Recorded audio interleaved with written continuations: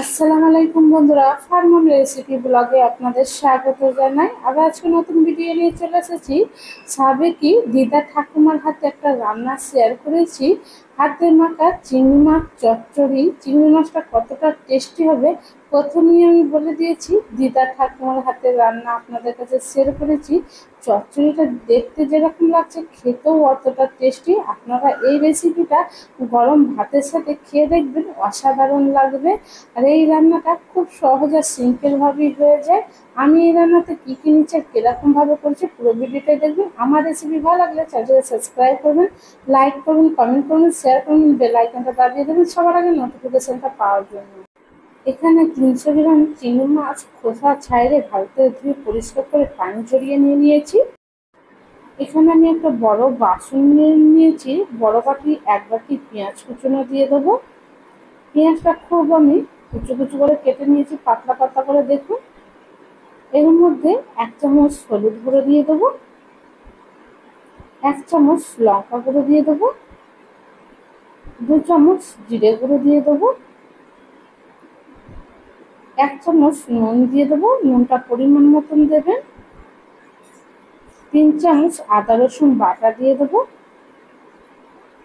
বড় বাটি 1 বাটি পাতলা পাতলা করে টমেটো কুচো নিয়েছি, ওটা দিয়ে দেবো। 10টা কাঁচা লঙ্কা চেরা দিয়ে দেবো। ছোট বাটি 1 বাটি আমি তেল দিয়ে দেবো। এর মধ্যে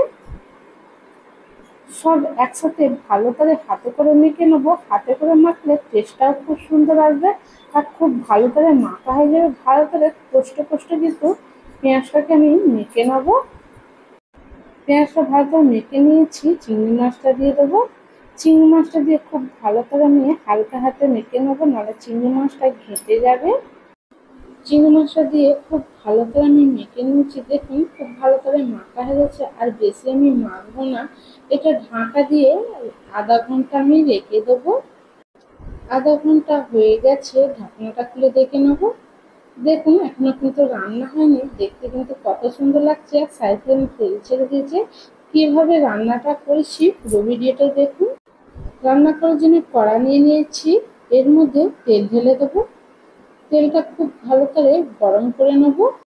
তেলটা খুব ভালো করে গরম হয়েছে, কড়ার মধ্যে চাইড়ে নেবো। রাঁধার সময় যাতে কড়ার মধ্যে লেগে না যায়।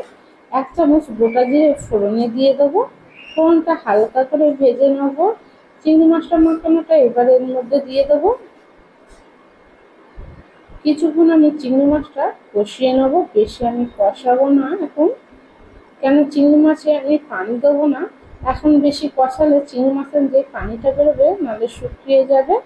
একটা ঢাকনা দিয়ে দেবো এর মধ্যে। গ্যাসের ফ্লেমটা লো করে দিয়ে 15 মিনিট পরে ঢাকনাটা খুলে দেখে নেবো। 15 মিনিট হয়ে গেছে, ঢাকনাটা খুলে দেখে নেবো। দেখুন চিংড়ি মাছে কিন্তু এত সব পানি দিইনি। চিংড়ি মাছ দেখুন কতটা পানি বেরিয়েছে। গ্যাসের ফ্লেমটা হাই রেখে চিংড়ি মাছটা ভালো করে কষিয়ে আমি পানিটা একদম শুকনো শুকনো করে নেবো। বেশ কিছুক্ষণ চিংড়ি মাছটা কষিয়ে নিচ্ছে। চিংড়ি মাছের যে পানিটা বেরিয়েছিল অনেকটা কমে গেছে, আর অল্প পানি আছে, এটাও আমি কষিয়ে শুকনো করে নেবো। চিংড়ি মাছের পানি থাকলে আঁচটা গন্ধ বেরোবে। ভালো করে আমি শুকনো শুকনো করে নেবো।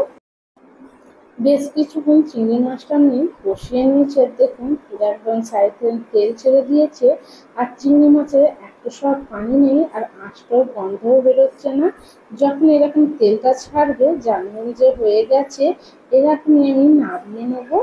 দেখুন বন্ধুরা, সাবেকি দিদা ঠাকুমার হাতে রান্নাটা আমি শেয়ার করেছি আর কতটা সহজভাবে রান্নাটা করে দেখিয়েছি। কালারটা দেখুন বন্ধুরা কত সুন্দর এসেছে। অবশ্যই এই রেসিপিটা বাড়িতে একবার রান্না করবেন, খুব খেতে ভালো লাগবে। আমার রেসিপি ভালো লাগলে চ্যানেলকে সাবস্ক্রাইব করুন, লাইক করুন, শেয়ার করবেন, কমেন্ট করুন।